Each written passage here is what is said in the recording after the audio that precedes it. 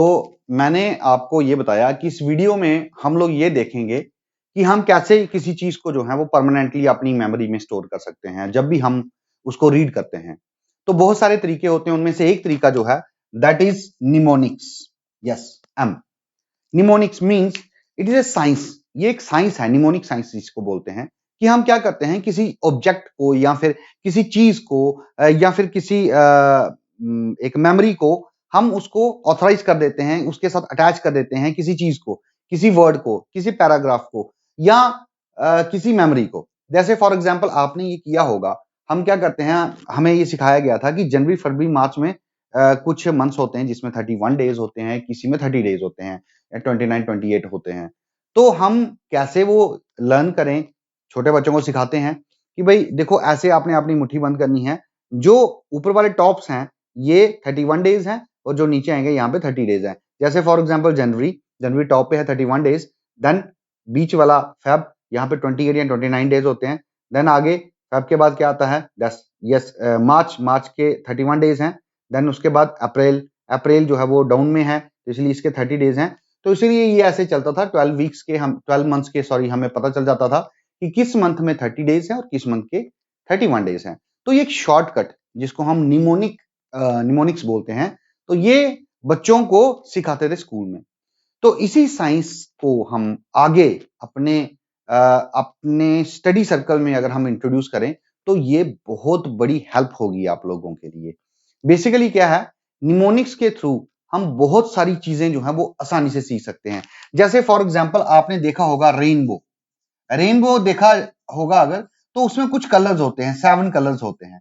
तो 7 कलर्स में कौन सा कलर जो है वो सबसे ऊपर होता है, उसके नीचे कौन सा होता है, तो ये करने के लिए एक बड़ा अच्छा एक निमोनिक्स दिया गया है, VIBGYOR, विबग्योर। यस, तो बस सबसे ऊपर कौन सा आ गया, वायलेट आ गया, देन उसके बाद इंडिगो आ गया, देन ब्लू आ गया, देन उसके बाद फिर ग्रीन आ गया, येलो आ गया, ऑरेंज आ गया, रेड आ गया।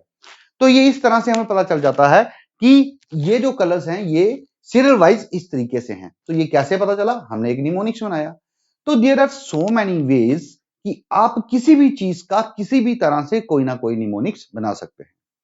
और इसके अलावा और एक और चीज होती है जिससे कि बच्चे जो हैं वो अपनी पढ़ाई को बड़ी हंसी खुशी से या फिर खेल खेल में अपनी पढ़ाई को करते हैं, that is ridiculous thoughts. Yes, it is very good, ridiculous thoughts.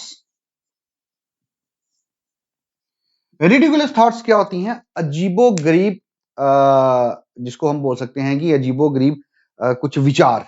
जैसे अब मैं दूर नहीं जाऊंगा, हम इस तरह से इसको ले सकते हैं कि हम बच्चे कई बार क्या होते हैं, खेल रहे होते हैं और वो बादलों में ना कुछ अजीब गरीब पिक्चर्स जो है वो फाइंड आउट कर लेते हैं। हालांकि वो बड़ों को शायद ना दिखें, लेकिन बच्चे उस चीज को वो इमेजिन कर लेते हैं। देखो वो घोड़ा जो है वो हाथी के ऊपर बैठा है। ऐसे हो सकता है क्या घोड़ा हाथी के ऊपर बैठा हो? नहीं हो सकता, लेकिन फिर भी बच्चे जो हैं वो उस चीज को फाइंड आउट कर लेते हैं। मुझे ऐसा लग रहा है जैसे कि एक पिग जो है वो उसकी एक बीक निकली हुई है, एक चोंच निकली हुई है। अब एक पिग की बीक तो हो नहीं सकती, लेकिन बच्चों को वो कैसे दिख रही है, because they are imagining that thing in the clouds. बच्चों की इमेजिनेशन पावर बहुत ज्यादा स्ट्रांग होती है।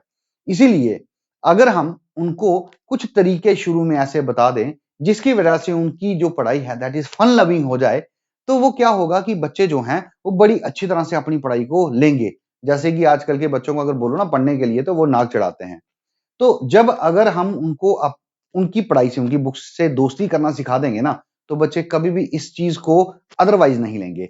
बच्चे कभी भी अपनी पढ़ाई से नफरत नहीं करेंगे। और भी बहुत सारे तरीके